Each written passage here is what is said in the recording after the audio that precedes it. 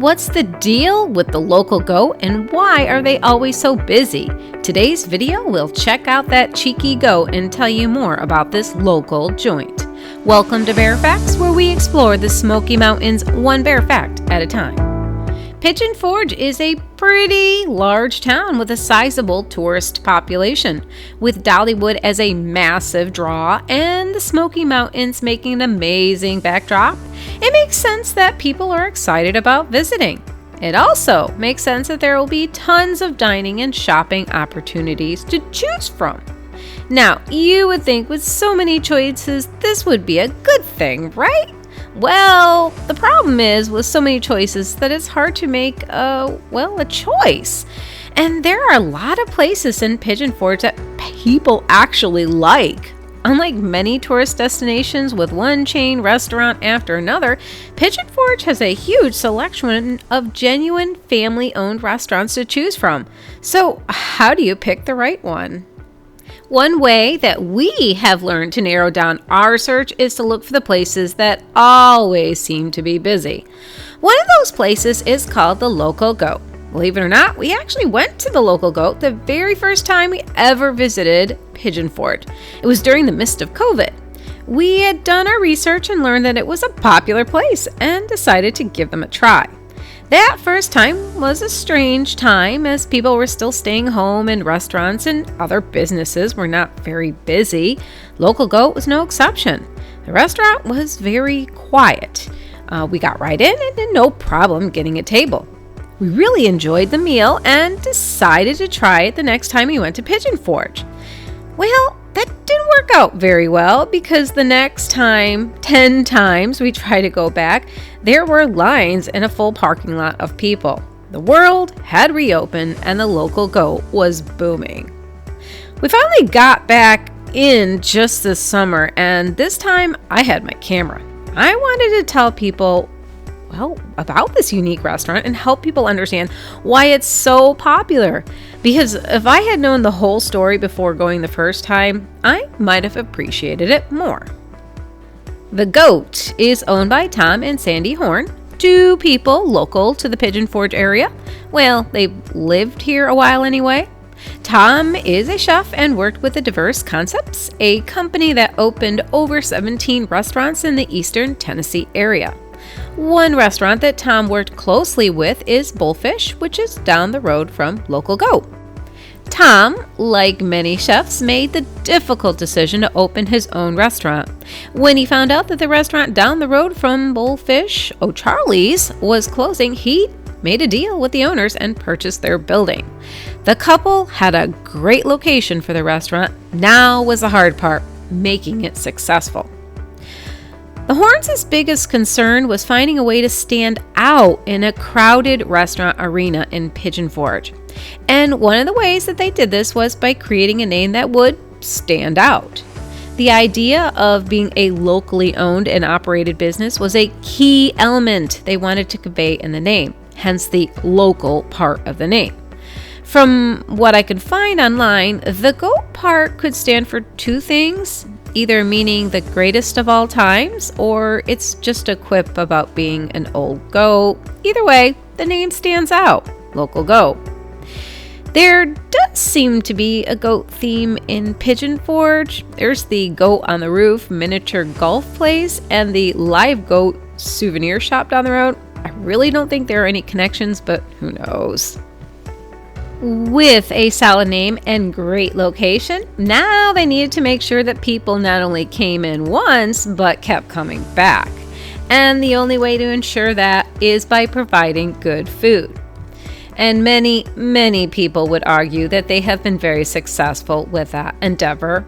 The Local Goat has a massive following and people seem to really enjoy the food, service, and atmosphere. Just drive up on any weekend and you will see a sea of cars populating the parking area. The inside decor is very contemporary. Unlike many places in the Smokies, the owners didn't try to play on the rustic, outback, log cabin theme that is so popular in the Smoky Mountains. Instead, they went with a more modern pub vibe with hardwood top tables, dark blue walls, and simple clean lines. It's not flashy. They have a few TVs, and you will see a blue blacklit sign that has their name in the back wall. But for the most part, the interior is uncluttered. The owners didn't go overboard with the goat-themed decor either. In fact, there's very little of anything goat-related outside of the logo and a few goat-based products when you enter the restaurant. I guess they felt if the name didn't get you in the door and the food didn't bring you back, there wasn't any sense in putting goats all over the walls. Though there is a full-size bar, it's not really a bar restaurant. No, the local go is really about the food, which they have fully invested in making the best they could. What surprised me the most about the place was the size and scale of the restaurant. They can fit 285 people inside the restaurant, and that includes a patio area that can seat a party of 60 guests if you want to host a large event. Before I go on, I should probably give you an overview of the menu. The Local Go offers a variety of American-style dishes that range from hamburgers, salads, and some seafood and pasta choices. It is possible to find vegetarian dishes and some healthy alternatives as well. How I would sum up their menu is that the Local Goat is a fancy diner. Yes, it's a casual dining experience with no pretentious tablecloths or candles, just a better quality diner food that many places offer in the area. Now, I have alluded to the food being good. Personally, I enjoyed my meal very much and even got a grudging "I would get it again" from my husband when I asked him about his burger. So that's a big praise from him. What still amazes me is that the restaurant makes almost everything from scratch, which you really wouldn't know unless you asked. Sure, the food is good, but the owners didn't try and add strange or unusual seasonings to make their food unique. When you travel with a picky eater like I do, places like that don't go over well, so that's a good thing. And that includes ketchup, sauces, syrups, and bread. They also grind their own burgers and advertise that their seafood is served fresh. They also make it very clear that they get as many ingredients and products as possible from local sources, which puts them closer to a farm-to-table category than most restaurants in the area. But I had the seafood, which wasn't coming from any farm close to Pigeon Forge. I admit the salmon was fantastic, and I had a hard time letting my husband eat his burger without taking bites between that and the French fries I snatched from his plate. I have had their famous Elvis burger as well, which was made with hamburger, peanut butter, smoked bacon, and fried bananas. A combination that shouldn't ever happen in one sandwich, but was surprisingly good. Like any good diner, they do have soups on the menu. The smoked shrimp and crab bisque bowl is their signature soup dish, which I really enjoyed. The menu is quite extensive, and they do have a kids menu. I don't know how they're able to make all of those foods from scratch and still accommodate such a massive volume of people. The only thing I can guess is they have an interdimensional portal in the back that houses a city of workers. However, they manage it, and they seem to be very successful at it. The staff were all very pleasant, and we enjoyed excellent service. Though anticipate food taking a bit longer than your average diner-style restaurant, they are making everything from scratch, remember? Though they do admit to having to outsource the gluten-free bread items. But they do have gluten-free items. I have even more respect for the owners when I saw that they closed the restaurant for a day in honor of a longtime employee who passed on. I don't know many places that would even consider that.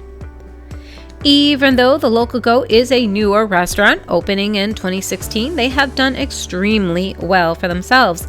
Not only is the Local Go committed to providing decent fare and products sourced from local farmers, but they also offer discounts to military emergency providers. The Local Goat has risen in popularity by almost only word of mouth. If you do decide to give the old goat a try someday, don't be turned away by the full parking lot. It might not be as busy as you think, But even if there is a wait, you might be surprised that it's worth the wait. Let me know about your experiences and give us a heads up if you find a dish that we should give a try.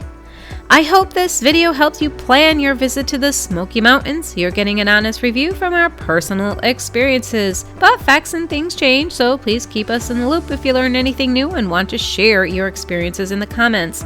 Thanks again for visiting us at Bear Facts of the Smoky Mountains. Please click that like button and subscribe to our channel.